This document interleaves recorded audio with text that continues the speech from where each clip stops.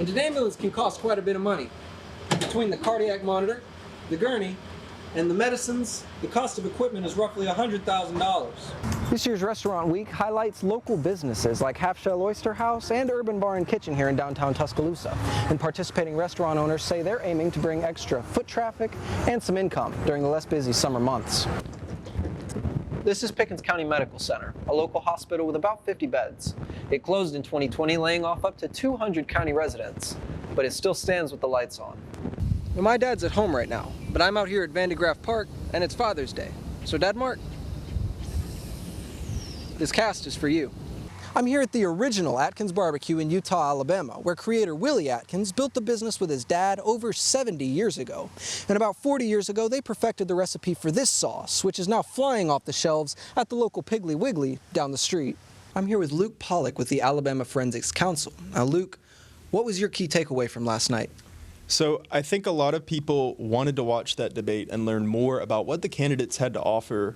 I'm at Weeping Mary Baptist Church, where inside, local residents are being awarded the President's Volunteer Service Award. And according to this program here, there are more than 50 recipients from around the community. It's over 100 degrees outside today, deadly for anyone left unattended in the car. That's why right behind me at the McDonald Hughes Center, the Yellowhammer Fund is giving out drinks, food, and personal health supplies, all for free. I think I'm ready to go on my 4th of July trip. I've gotten my food, and I've gotten my drink, and my car's checked out already. The only thing left to do is make sure that if I start to get tired or zone out on the road, to just pull on over. According to Stanridge's press release, Miller never handled or even saw Miles's gun. But the question everyone's asking, did he know about it? Both the Group Run and Run Safe are open to the public, and attendees are telling me what they hope to learn. Jabari, I got some fresh tomatoes earlier today, but farmers and gardeners alike are telling me it's hard to get vegetables to sell on this hot summer day. It's 96 degrees, so hot that I'm honestly thinking about jumping into the river here. In fact, local emergency services told me they answer a heat-related 911 phone call almost every day.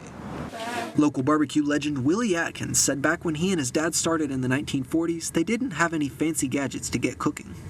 46, 47, wasn't no lights or water. In fact, they quite literally built the business from the ground up. We would take blocks, dig a hole in the ground and build a fire, set a whole load of wood to fire, and let it burn down, take silver and silver the coal out of it, and put up in the meat. That's what we did the meat.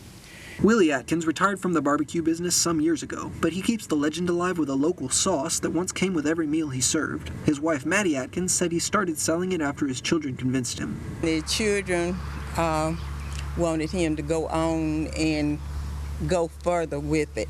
So about 2 years ago, they started telling him, well, Daddy, you need to do something with the sauce. After the Atkins family secured the help of a processing and bottling facility in Georgia for them to mass produce the sauce, they started shipping it back to Utah to put it up for sale. Feel real good for me to have put it in the local store. I'm here at the original Atkins Barbecue in Utah, Alabama, where creator Willie Atkins built the business with his dad over 70 years ago. And about 40 years ago, they perfected the recipe for this sauce, which is now flying off the shelves at the local Piggly Wiggly down the street. Mr. Atkins has a good barbecue sauce. I'd recommend it.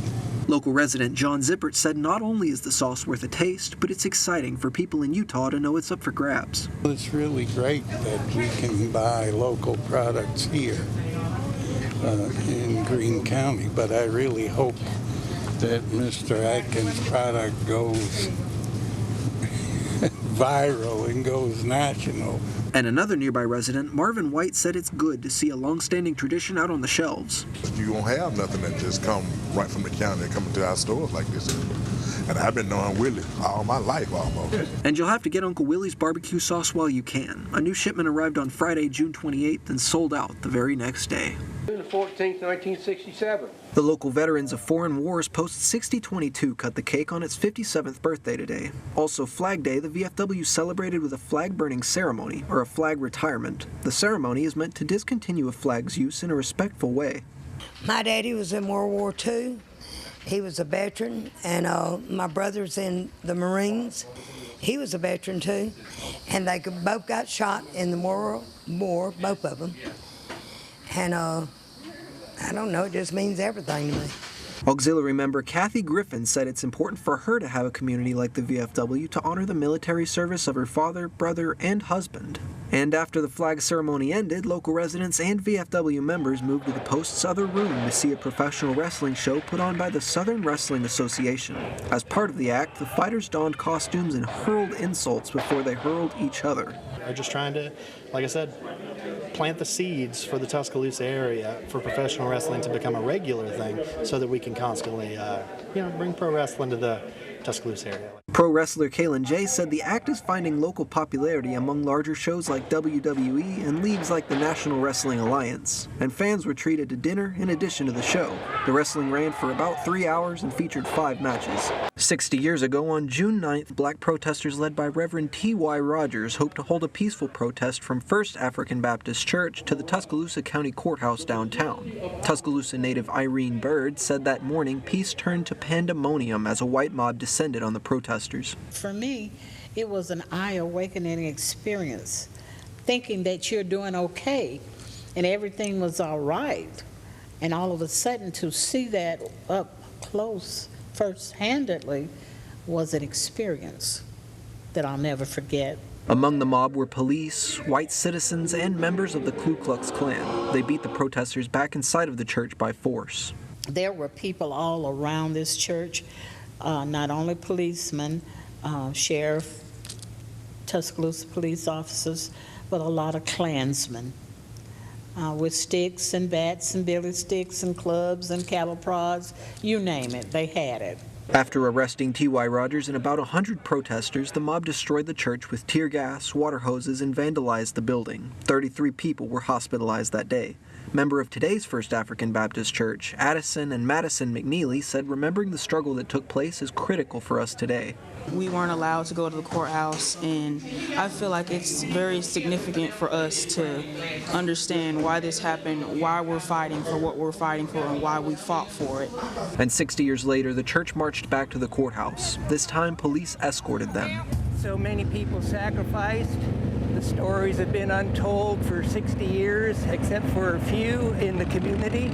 Here's a chance for the public to understand what happened, why it happened, and how we can move forward with a better future. At the county courthouse, the sheriff and church leaders addressed the crowd with words of commemoration. And Bloody Tuesday foot soldier Willie Mae Ike Wells said the sacrifices made that day had a ripple effect for generations of black Americans. Together we can do a lot of things. If we believe in the cause, and we believed in that cause, and we believe that God was on our side, we believe that it was eventually our time had arrived. And it was obvious not only here in Tuscaloosa, but in Birmingham and throughout the South. Visit Tuscaloosa kicked off Restaurant Week Sunday. The event goes until the 29th. During that time, local eateries are inviting new and old customers alike to come and take part in deals unique to Restaurant Week.